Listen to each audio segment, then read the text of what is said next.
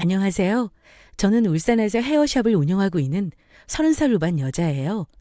이혼이라고 하면 가장 먼저 마음속에 남은 아픔이나 상처를 생각하시는 분들이 많으실 것 같습니다.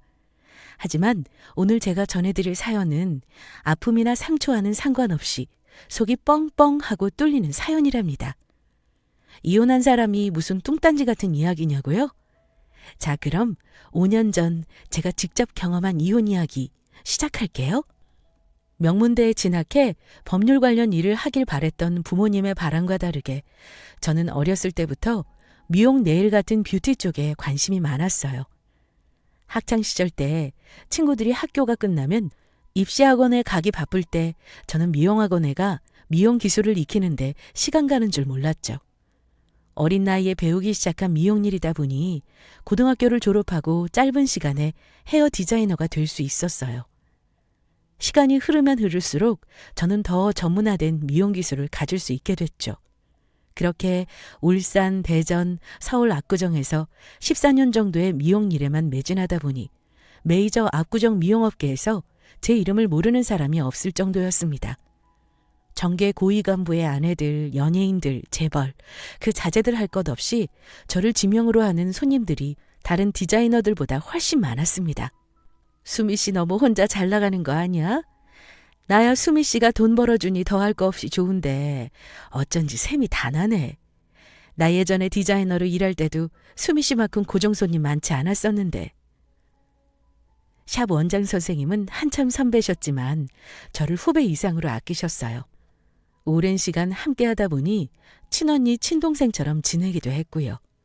늘 아낌없이 저를 지원해주고 흐뭇하게 바라봐주는 언니 때문에 아무리 힘든 일이 있더라도 언니한테 의지하며 잘 지낼 수 있는 나날이었어요. 저는 샵에서 남자친구를 처음 만났어요. 남자친구는 뜨내기 손님으로 어쩌다 한 번씩 머리 컷하러 오는 사람이었어요. 그런데 어느 날부터인가 정기적으로 저희 샵을 방문해서 저를 지명 디자이너로 정해 정기적으로 제게만 컷을 받으러 오더라고요. 남자친구는 말수가 없는 사람이었어요. 점잖았고 또 차분했죠. 그만큼 작고 사소한 일에도 매너가 좋은 사람이었습니다. 손님으로만 만나오던 남자친구가 어느 날부터인가 뭘 하는 사람인지, 어느 회사에 다니는지, 여자친구는 있는지 여러 가지로 궁금해지기 시작했어요. 처음에는 단순히 인간적인 호기심이었지만 준수한 외모와 좋은 매너를 갖고 있는 남자친구가 점점 남자로 느껴지기 시작했던 거예요. 말수가 적은 사람이 어느 날인가 뜬금없이 제게 말을 걸더라고요. 짧은 시간에 예쁘게 머리컷 잘해주시는 것 같아요. 아, 네. 제가 10몇 년 해온 일이 이것밖에 없으니까요. 그래도 아직 많이 부족해요. 겸손하시네요. 저도 한 업종에서 10몇 년 넘게 일해서 이제 겨우 좀 살만하다 생각해 왔는데 그 겸손 배우고 싶네요. 너무 갑작스러웠던 대화라 당황스럽기는 했지만 남자의 진중한 말이나 말투에 호감이 가더라고요. 원장 선생님이랑 샵 디자이너 언니들 말로는 남자친구는 강남역 근처에 있는 보험회사에서 일하는 보험 설계사라 하더라고요. 나이는 저보다 한 살 많은 36이고요. 저는 예나 지금이나 보험 설계사라고 하면 여러 부정적인 편견과 선입견을 갖고 있어요. 잘못된 생각인 걸 알지만 번드르르한 옷차림과 명품 시계, 고급 외제차 등등 겉은 번지르르해 보이지만 실속은 없는 사람들이라 오만하게 생각해 왔던 거예요. 겉다르고 속다르다는 속담 잘 알고 계시죠? 빛 좋은 개살구라는 속담도 있고요. 저는 샵 사람들 이야기를 듣고 나서 남자친구에게 품었던 관심과 감정을 모두 거두었어요. 언니들은 남자친구가 보험 설계사 중에 최고 보험 설계사이고 능력자 중에 능력자라고 제게 기뜸을 해주었지만 저는 제 생각에만 빠져 있었기 때문에 남자친구에게 마음을 이미 모두 거둔 뒤였죠. 우연이었을까요? 필연이었을까요? 그 즈음 저희 샵에 들러 머리를 한 남자친구가 미용이 끝나고 제게 별 말 없이 명함 한 장을 건넸어요.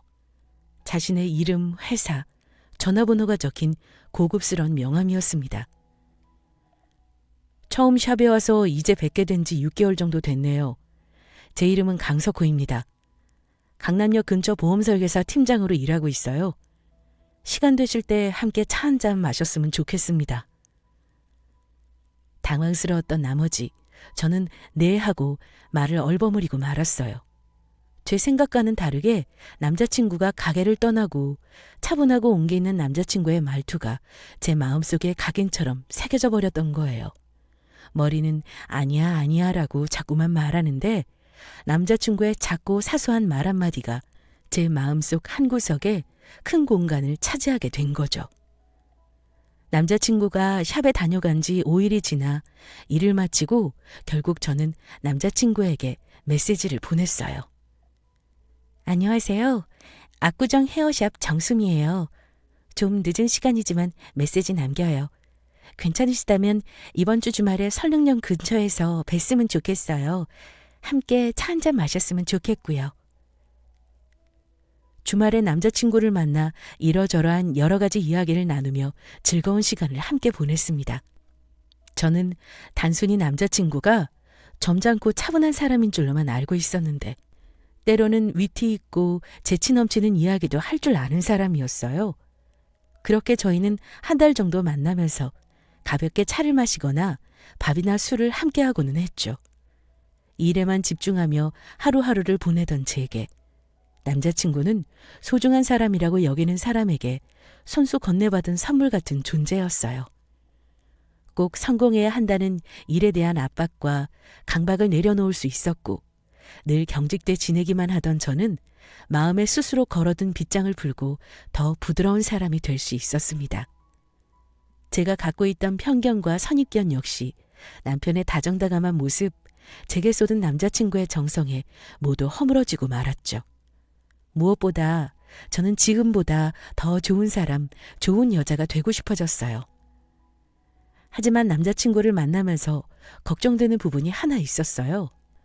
남자친구는 사람의 마음 씀씀이를 보기보다 어떤 사람이 무얼 하는 사람인지, 재력은 얼마나 되는지, 사회적 신분이나 지위가 얼마쯤 되는지를 중요하게 여기는 사람이었어요. 물론 애인인 저에게는 그런 태도를 보이지는 않았어요. 하지만 남자친구는 저의 부모님 직업이 무엇이냐며 제 대답을 듣기 위해 한 달 동안 거의 구걸하다시피 집요하게 질문을 그치지 않았어요. 저는 쉽게 대답할 수 없었어요. 어머니께서는 울산 중앙시장 근처에서 화원을 운영하시는 분이었지만 아버지께서는 울산 지역은 물론 전국 철강사업 대부분에 손을 뻗치고 있는 철강기업 회장이셨거든요. 전국으로 유통되고 또 거래되는 거의 대부분의 철강사업과 관련해 저희 아버지 기업을 거치지 않은 거래는 없을 만큼 아빠는 철강사업뿐 아니라 한국 경제에 막대한 영향력을 행사하시는 분이셨죠. 그래서 저는 더욱 아버지가 하고 계신 일을 남자친구에게 털어놓을 수 없었습니다. 저의 아버지 재력과 능력이 남자친구에게 어떤 의미가 될지 불안했고 연애 기간이 그리 길지 않아 남자친구를 신뢰하지 못한 부분도 있었던 거예요. 나와 가장 가까운 사람, 사랑하는 사람이 재벌가 딸이라는 사실을 알게 된다면 어느 누구라도 오만해지거나 태만해지고 나태해질 수 있을 거라 생각했기 때문입니다. 저는 한 달이 지나 남자친구에게 아버지는 울산에서 작은 철공소를 운영하고 계신 분이라 이야기했어요. 뭔가 김이라도 빠졌다는 양 남자친구는 뭘 그걸 대답하기 그렇게 힘든 거라고. 에이 바보. 하고 말했죠. 저 역시 대수롭지 않은 일이라 생각하고 전과 다름없이 남자친구와 잘 지냈습니다. 한 달, 두 달, 석 달, 하루하루 날이 지나도 남자친구는 제게 헌신적인 모습을 보여줬고 또 언제나 다정다감함을 보여줬어요.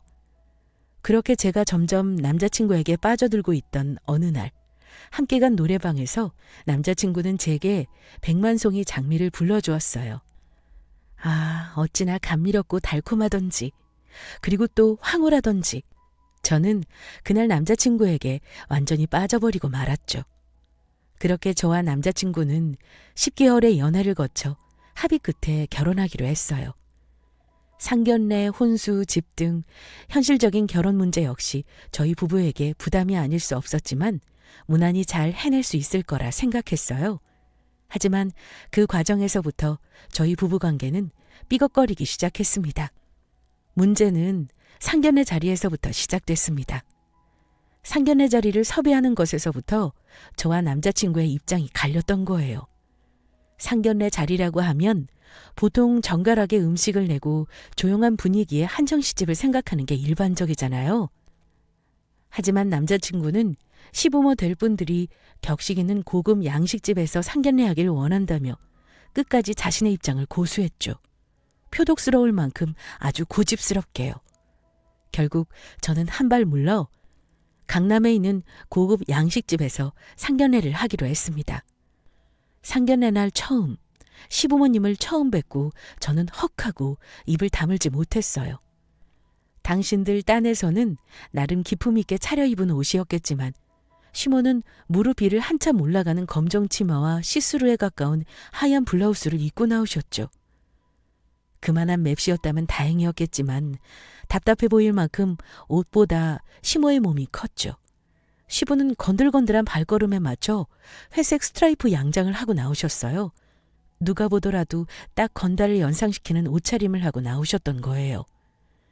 시부 손가락에 낀 커다란 금반지, 시모 목에 두른 금목걸이가 옷차림과 얼마나 어울리지 않던지.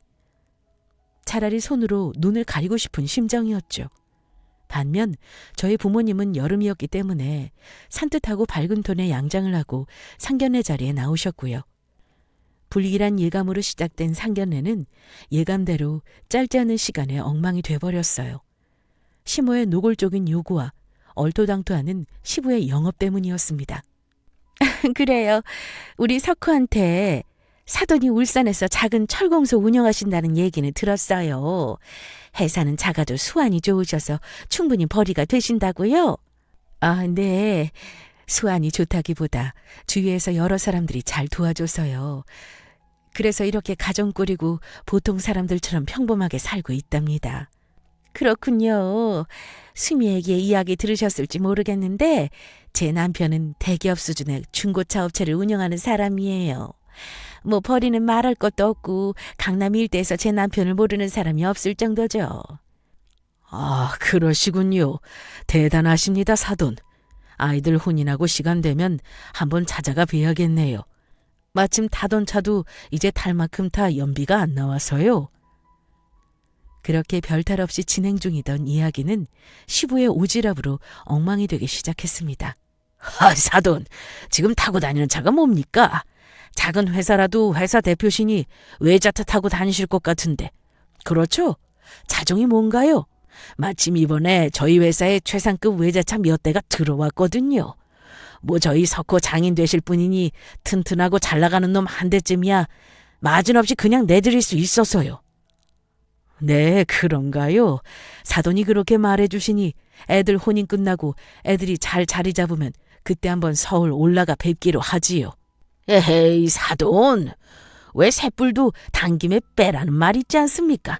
뭐 그렇게 길게 시간 끌 필요가 있나요? 오늘 자리 끝나고 이번 주말에 서울 한번 올라오세요. 차 출고하는 건 일도 아니니까 오시면 바로 계약서 작성하시고 차 빼드리게. 아니, 그래도 지금 당장 차가 필요한 건 아니라서 말입니다. 제가 꼭 나중에 한번 찾아뵐 테니 그 이야기는 다음에 하시는 걸로 하시지요. 에헤이, 사돈이 중고차에 대해 뭘 모르시네. 차는 한 달, 두 달, 6개월 시간 지나면 값이 똥값이 돼버려요. 하루라도 빨리 타던 차 처분하시고 새 차 뽑는 게 당연한 겁니다. 나중에 언제 말씀하시는 건지 모르겠는데 되도록 빨리빨리 타던 차 처분하시고 새 차 뽑으러 한번 서울 올라오셔요. 이런 말 같지 않은 이야기에 제동을 걸 수 있는 건 남자친구뿐이었어요. 하지만 남자친구는 눈치가 있는 건지 없는 건지 눈앞에 놓인 음식 먹기에 여념이 없었습니다. 한술 더 떠 시모라는 사람은 저희 부모님께 노골적으로 집 혼수 얘기를 늘어놓더라고요. 뭐 집이야 당연히 저희 쪽에서 하는 거고 혼수는 당연히 사돈 댁에서 해오시는 거죠? 아, 요즘은 삼성, LG 브랜드 흉내내는 저가 브랜드들이 워낙 많아서요. 애들 하루 이틀 사는 것도 아니고 이름 좀 있는 브랜드로 혼수가 됐으면 좋겠네요. 생활가전도 그렇고 가구도 그렇고. 이야기를 듣고 있던 저의 어머니는 조용히 대답하셨어요. 네, 당연히 그렇게 해야지요. 오래 쓸 수 있는 튼튼한 것들로 준비할까 합니다. 아참! 이불, 커튼, 가구 같은 것들도 좀 격식 있고 기품 있는 것들로 해주시고요. 네, 알겠습니다. 저희 어머니가 대답하시는데 아버지께서는 겸연쩍고 불쾌하셨는지 큼큼하고 헛기침을 하셨죠. 하지만 눈치 없는 시모는 저의 부모님 마음에 쐐기를 받고 말았답니다. 저희 석호가 보험 설계사지만 수미에게 이야기 들으셨을지 모르겠는데 인류 중에 인류인 거 잘 알고 계시죠? 한 달에 1,000-2,000번은 보험 설계사가 요즘 어디 있나요? 그만큼 능력이 되니 그렇게 버는 거 아니겠어요? 뭐 하여튼 애 벌이나 사회적 신분에 많은 혼수 부탁해요. 상견례가 끝나고 부모님과 저는 부모님께서 하루 묵으실 호텔로 돌아왔어요. 저는 물론 어머니 역시 참담한 표정이었죠. 하지만 본래 부드러운 성정을 갖고 계신 아버지만은 상견례 자리를 크게 불편해 하시지는 않는 눈치였어요. 저와 어머니가 걱정이 됐던지 한 말씀만 간단히 하시더라고요.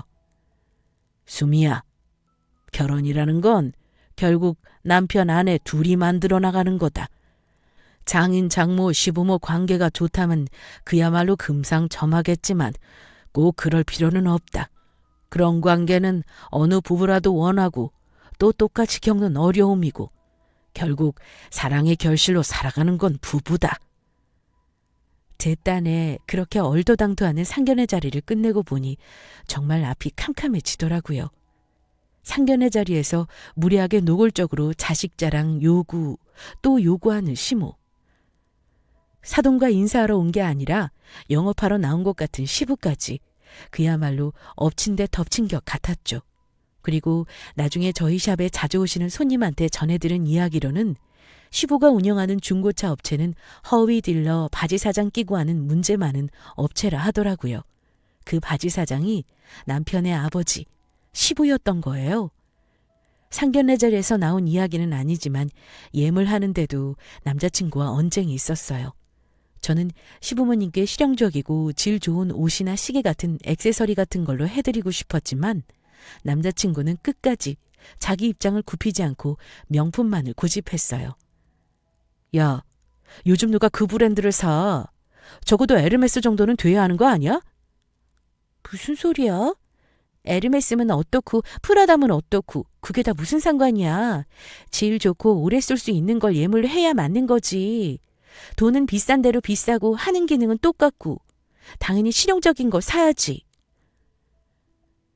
자기 부모님들은 명품 아니면 취급하지 않는 분들이라면서 그렇게 말하더라고요. 프라다, 구찌, 루이비통, 에르메스, 보테가, 베네타. 남자친구 이야기를 듣는 내내 쑤실 정도로 머리가 아파왔습니다. 상견례, 예물, 결혼, 신혼여행. 어렵게 시간을 보내고 저와 남편과 저는 잠실 쪽에 신혼집을 마련했어요. 넓은 평수는 아니었지만 남편과 둘이 지내는 데는 더없이 좋은 아파트였어요.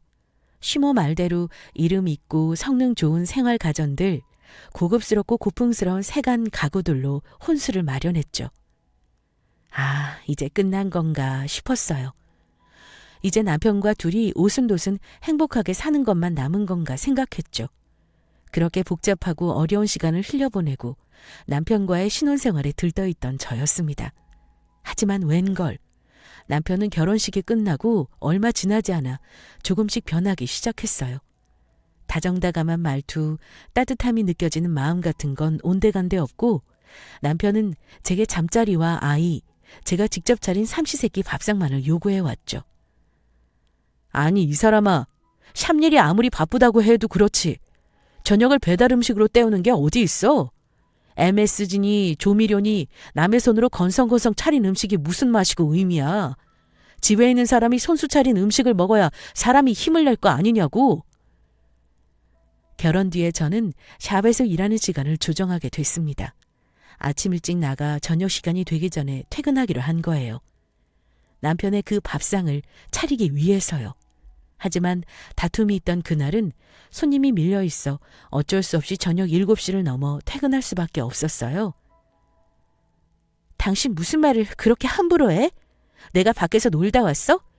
손님들이 밀릴 대로 밀려서 손님들 머리 다 해주고 오느라 늦은 것 뿐이라고. 배달 음식? 그게 뭐 어때서? 하루 좀 배달 음식 주문해서 먹을 수 있는 거 아니야? 시간도 너무 늦었고 일 때문에 지칠 대로 지친 저는 별 생각 없이 집에 도착하기 전에 집에서 저를 기다리고 있을 남편을 생각해 배달 음식을 주문했습니다. 저는 그날 남편의 본 모습을 보게 됐어요. 권위적이고 가부장적인. 어떻게든 저를 이기려고만 하고 가르쳐들기만 하려는 모나고 모자란 성격. 아차하고 그때 저는 이 결혼이 잘못됐다는 걸 새삼 느끼게 됐습니다. 당신 아직도 소식 없는 거야? 당신 산부인과 상담받고 와서 제때제때 문제 푸는데 왜 아직도 소식이 없는 거야? 나도 당신도 둘 다 아이 가는데 전혀 문제도 없는데. 당신 혹시 나 몰래 피임하는 거 아니야? 남편은 저를 의심스러운 눈초리로 바라보기는 했지만 제가 피임하고 있다는 사실을 직접 확인하지 못했어요. 남편이 알아챌 수 없도록 그만큼 제가 철두철미하게 피임을 해왔으니까요. 남편에게는 임신이 계획이었겠지만 제게는 피임이 계획이고 목적이었어요. 변해버린 남편, 앞으로 더 기대할 수 없는 행복한 결혼 생활이 이유였습니다. 이런 좋지 않은 환경에서 태어난 아이가 받을 수 있는 건 저의 우울하고 침울한 표정과 태어난 뒤로 아이에게 무관심해할 남편뿐이었던 거죠. 제가 아이를 갖지 못하는 이유에서였을까요? 혼인하고 9개월쯤 지나 평일과 주말에 남편의 외출과 외박이 잦아지기 시작했어요. 그 당시에는 이미 남편에게 지칠 대로 지쳐 있었기 때문에 특별히 남편에게 잔소리를 한다거나 다투거나 하지 않았어요. 왜 똥은 더러워서 피하는 거라는 말처럼요. 그래, 밖으로라도 나가서 술을 마시든 친구를 만나든 하고 싶은 대로 하라는 마음이었습니다. 10월 둘째 주 금요일이었을 거예요. 자정이 다 되도록 남편이 들어오지 않기에 저는 남편에게 전화를 걸었어요. 하지만 통화음만 계속해서 이어질 뿐 남편은 전화를 받지 않았습니다. 별 생각이 없던 저는 남편이 집에 들어오든 말든 잠자리에 들기로 했어요. 잠에 들려던 찰나 새벽 1시쯤이었을 거예요. 남편에게 전화가 걸려왔습니다. 하지만 휴대폰 너머 전화를 건 사람은 남편이 아니라 낯선 목소리의 여성이었죠. 안녕하세요. 정수미 씨 되시죠? 사코 씨가 술에 많이 취하셔서 전화드렸어요. 제가 직접 사코 씨 댁으로 모셔다 드리고 싶은데 제게 일이 바빠서요? 만주에서 대리기사나 택시도 잡을 수 있는 상태가 아니에요. 죄송하지만 수미 씨가 이쪽으로 좀 와주시겠어요? 수미 씨? 사코 씨? 저는 전화를 받고 의아해하지 않을 수 없었어요. 얼굴도 모르고 처음 통화하는 여자가 아주 익숙한 듯 제 이름과 남편 이름을 부르니 생경할 수밖에 없었던 거예요. 일단 남편을 집으로 데려와야 하니 여자가 찍어준 주소대로 차를 몰아 남편을 데리러 갔어요. 내비게이션에 찍힌 주소에 도착하니 마침 전화 통화한 여자로 보이는 사람이 남편을 힘겹게 부축하고 있었죠. 안녕하세요. 저는 석호 씨가 가끔 들르시는 가게 사장이에요. 오늘 안 좋은 일이 있으셨던지 평소보다 술을 더 드신 것 같아요. 그래서 사모님께 연락드린 거고요. 네, 감사합니다. 죄송하지만 제 차에 석호 씨 태우는데 좀 도와주시겠어요? 부탁드려요. 여자와 저는 힘겹게 남편을 차 뒷좌석에 태우고 간단히 인사를 나누고 헤어졌어요. 남편은 그야말로 인사불성 상태가 돼 집에 들어오는 내내 알아들을 수 없는 말을 내내 혼자 짓거렸죠. 집에 도착해 남편을 침대에 눕히고 양말과 옷을 벗기고 거실에 나와 소파에 앉았어요. 착잡한 마음이 들었습니다. 도대체 그 여자는 누구이기에 내 이름과 남편 이름을 가까운 사람이라도 되는 양 스스럼 없이 부르는 거지? 하고요. 저는 남편 상의에 들어있는 핸드폰을 꺼내 패턴을 풀고 전화통화 목록을 하나하나 확인하기 시작했어요. 보험 설계사인 만큼 고객들 이름, 저장되지 않은 번호가 많았어요. 근데 그중에 샛별이라는 독특한 이름이 하루 이틀, 길게는 닷새, 엿새, 띄엄띄엄 기록돼 있더라고요. 왜 여자에게는 촉이라는 게 있잖아요. 직감적으로, 육감적으로. 아, 이거 뭔가 이상하다, 잘못됐다 하는 그 촉 말이에요. 저는 그 샛별이라 저장돼 있는 번호로 남편의 휴대폰으로 전화를 걸었어요. 아니나 다를까 아까 만났던 그 여자의 목소리가 휴대폰 너머로 들려왔습니다. 남편을 부축하고 기다리고 있던 그 여자 말이에요. 저는 너무 당황스러웠던 나머지 바로 전화를 끊어버렸어요.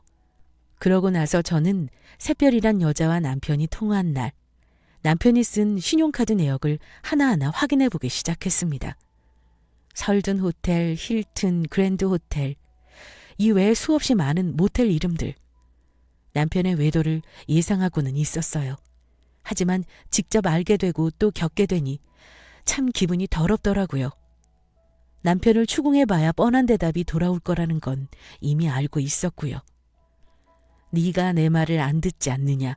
왜 임신이 안 되는 거냐? 너만 일하느라 바쁘냐? 나도 일하느라 바쁘다. 네가 집에서 하는 게 뭐냐 등등. 이제 신혼을 지나 1년 가까이 접어든 결혼 생활. 저는 더 고민하지 않기로 했습니다. 이혼하기로 마음을 굳힌 거예요. 남편이 술에 깬 다음 날 아침 저는 남편에게 이혼하자 말했어요. 그러자 남편은 광광 날뛰기 시작했죠. 야, 장난해? 무슨 이혼? 왜? 뭐 때문에? 당신 지금 말이라고 해? 부부 사이에서 지켜야 할 게 뭐야?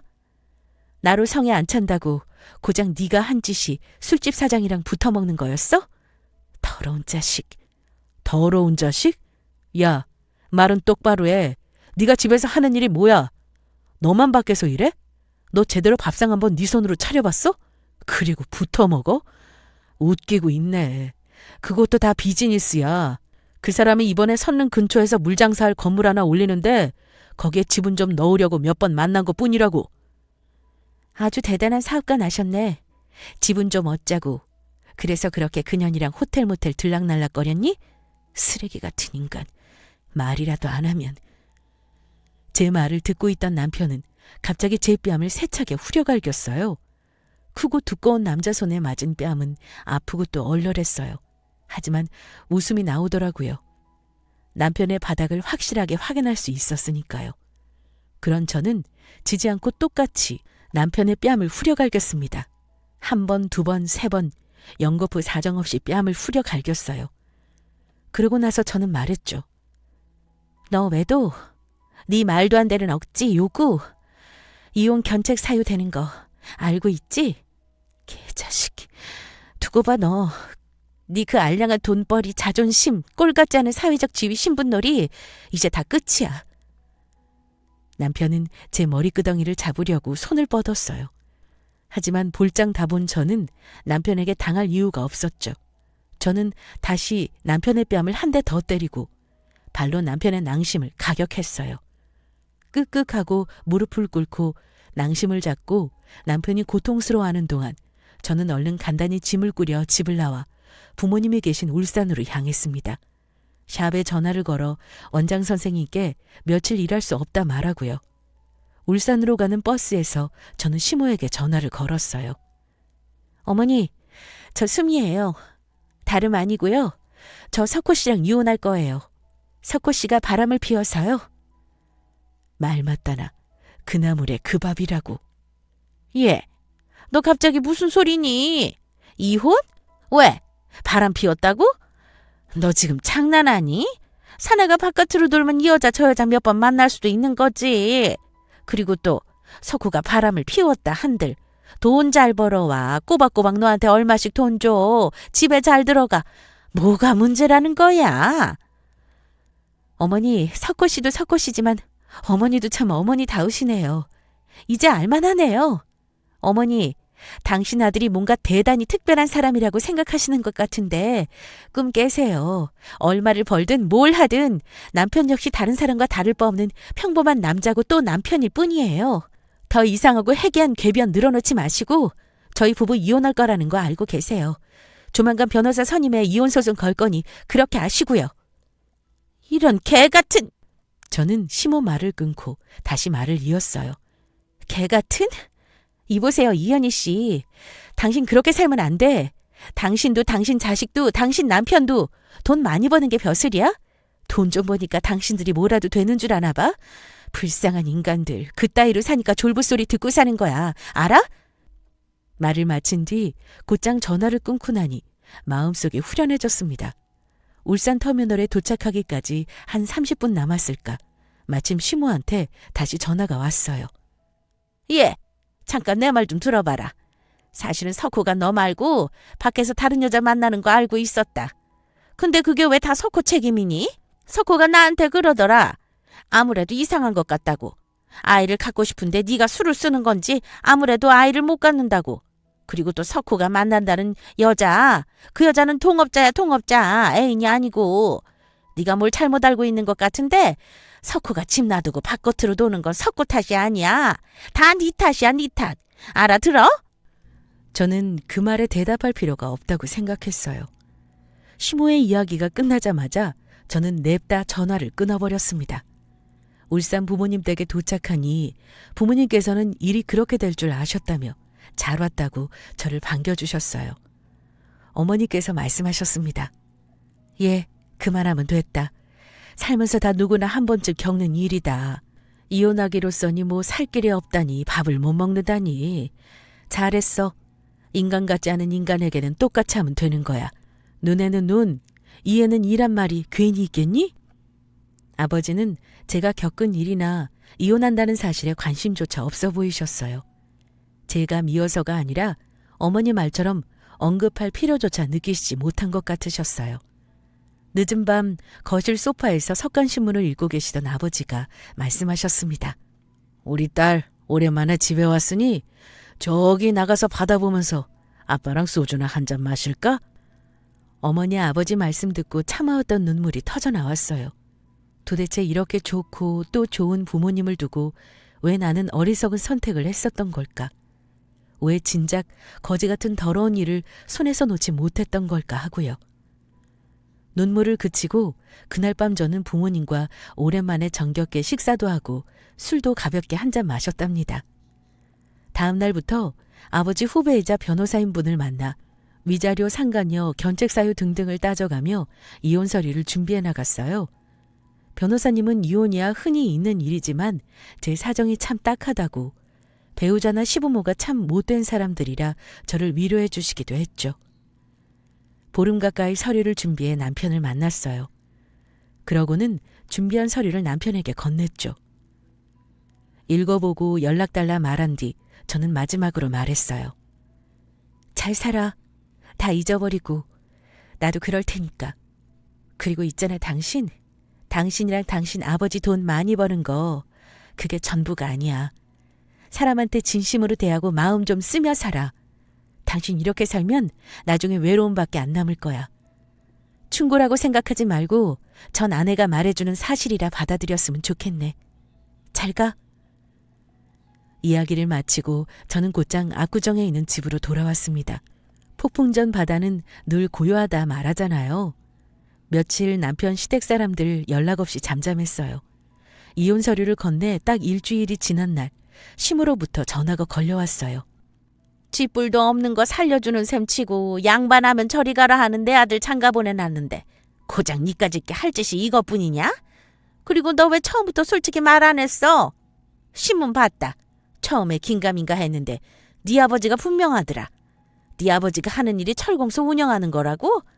재벌가 딸려나 없는 행세는 없는 행세대로 하고 감히 우리를 기만해? 너 그거 사기인 거 알지? 너 우리 애한테 사실 숨기고 사기 결혼한 거야. 우리 쪽에서도 가만히 있지 않을 거니까 그렇게 알고 있어. 받은 만큼이 아니라 배로 돌려줄 거야. 기다리고 있어. 제 아버지는 아버지 자신이 대기업 회장이고 돈이 많고 하나의 산업을 엎치락 뒤치락 할 만큼 영향력 있는 사람이란 걸 남이 아는 걸 꺼려하셨어요. 겸손하셨고 또 누군가의 시선을 받는 것 자체를 부담스러워하시는 분이었거든요. 저 역시 그런 아버지의 훌륭한 성정을 본받으며 자라왔고요. 이혼을 앞둔 이 마당에 남편이 할 수 있는 일이라고는 제가 저희 아버지 직업을 속였다는, 그래서 이 결혼은 사기 결혼이었다는 생트집뿐이었죠. 물론 시댁이 법정에 건 소송은 터무니없으니 완전히 기각됐고 말았고요. 남편과 함께 산 건 1년 정도였지만 제가 받은 위자료는 적지 않은 금액이었어요. 불륜, 가장으로서의 책임, 강압적이고 고압적인 태도와 요구 등등 견책 사유가 하나둘이 아니었기 때문이에요. 요즘 젊은 친구들 말로 안 좋은 일을 겪거나 정말 황당하고 어처구니 없는 일을 겪게 되면 암 걸리겠다는 우스갯소리를 한다죠. 이혼 절차를 모두 마치고 가정법원을 나오는데 정말이지 암이 다 나았다고 혼자 우스갯소리를 하는 저였어요. 너무나 뻔하고 일방적이었던 결혼 생활. 누구나 다 그렇게 사는 거라며 그 정도는 참고 사는 게 도리가 아니겠냐는 말도 안 되는 결혼 생활. 그 생활 모두를 끝내고 보니 제게 남은 건 위자료와 다시 혼자라는 사실뿐이었지만 탄산음료를 먹고 나면 뻥뻥하고 가슴이 뚫리는 것처럼 속이 다 후련했죠. 일상으로 돌아온 저는 다시 일에 몰두하기 시작했어요.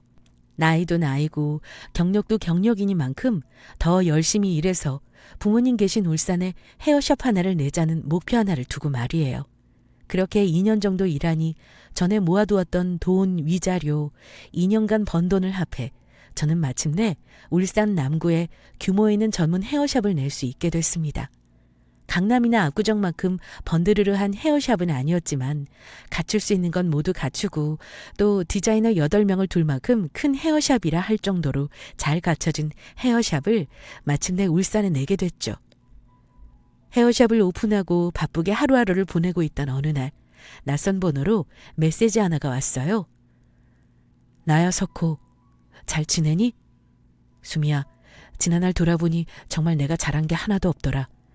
그동안 정말 미안했어. 우리 다시 한번 만나서 진지하게 이야기 좀 해보자. 나는 여전히 널 사랑하고 너와 함께하고 싶어. 문자 메시지를 받고는 코웃음이 쳐지더라고요. 전 남편은 저와 이혼하고 몇 달 지나지 않아 그 술집 사장이라는 여자랑 결혼했어요.